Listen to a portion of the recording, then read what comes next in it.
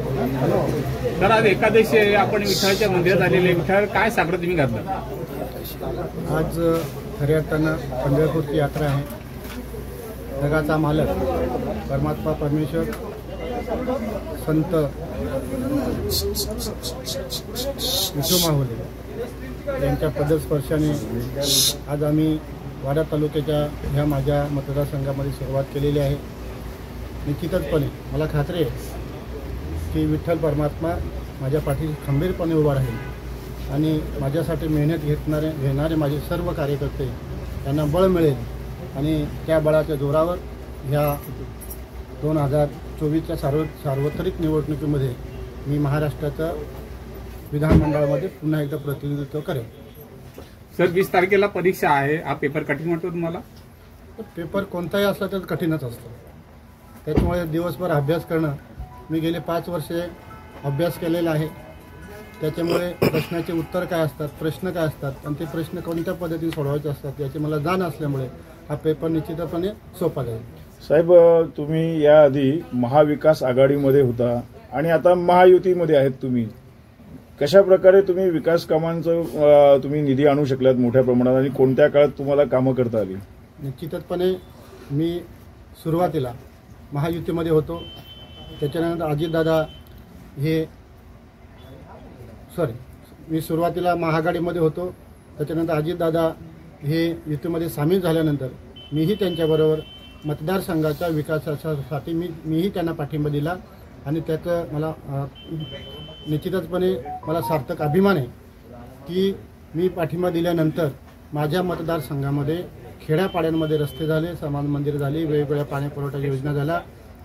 आबिटगरसारखी 4 ते 5 करोड रुपयाची अशी पाण्याची नळ योजना झाली. म्हणजे माननीय अजितदादा यांच्याबरोबर गेल्यानंतर निश्चितपणे मला कोणत्याही विकास निधी माननीय अजितदादा पवार आणि माननीय एकनाथ शिंदेसाहेब, माननीय देवेंद्र फडणवीस साहेब यांनी कमी पडून न दिल्यामुळे निश्चितपणे लोकांच्या चेहऱ्यावर समाधान आहे. तर शहापूर तालुका म्हटलं तर हा संपूर्ण मुंबईची ताण दाखवतो. ज्या पाण्यामधून चांगला सेस मिळतो, चांगला टॅक्स मिळतो, हा टॅक्सचा काही भाग शहापूरला मिळाला पाहिजे. निश्चितपणे मी जेव्हा सुरुवातीला निवडून आलो 1995ला, त्यावेळेस माझं विधानमंडळातील भाषण काढून बघा. मी त्याच वेळेस सांगितलं की माझ्या शहापूर तालुक्यामध्ये किंवा माझ्या मतदारसंघात किंवा माझ्या जिल्ह्यामध्ये जो पाण्याचा काही सेस मिळतो तो सेस जर माझ्या मतदारसंघामध्ये वापरला, तो जर सेस माझ्या जिल्ह्यामध्ये वापरला तर निश्चितपणे आम्हाला वेगळ्या निधीची गरज लागणार नाही आणि निश्चितचपणे तो निधी जर शहापूर मतदारसंघापुरतीच वापरला तर निश्चितच पाण्याच्या समस्या असतील, वेगवेगळ्या समस्या असतील त्या सुटतील. साहेब, आता प्रचारात आम्ही पाहतोय तुमच्या पाठीशी मोठ्या प्रमाणात तरुण मंडळी प्रचारात सामील आहेत. तसेच तुमच्यावरती आरोप देखील केले जात आहेत वेगवेगळ्या प्रकारचे. कशा प्रकारे तुम्ही या प्रचारात सामोरे जात आहेत? मी गेले अनेक वर्ष या मतदारसंघामध्ये काम करत आहे आणि काम करत असताना पक्षव्यतिरिक्त की पक्षविरहित मी काम करण्याचा प्रयत्न केला. कोणीही माझ्याकडे आल्यानंतर मी त्यांना नाराज न करता का हो माझा पक्षाचा नाही, हा माझा आहे, माझं काम करू शकेल, अशा पद्धती भेदभाव न करता मी काम करत आहे. याच्यापुढे काम करत राहू. आमचं जे टायटन सॉन्ग आहे माननीय अजितदादा पवार, कामं करत आलो, या कामं करत राहू.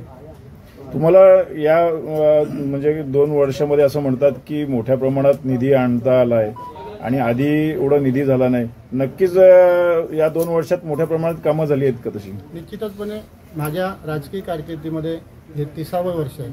मी 7व्यांदा या मतदारसंघामध्ये माझी लोकांचं मत आजमावतो. लोकांचं मत माझ्या बाजूनेच आहे. परंतु माझ्या 30 वर्षाच्या कारकिर्दीमध्ये पहिल्यांदा माननीय अजितदादा पवार, माननीय एकनाथ शिंदेसाहेब, माननीय उपमुख्यमंत्री देवेंद्र फडणवीस साहेब यांनी पहिल्यांदा एवढा भरून निधी मला दिलेला आहे आणि तो संपूर्ण निधी लोकांच्या सेवेसाठी किंवा लोकांच्या सार्वजनिक सुविधांसाठी आम्ही तो वापरलेला आहे.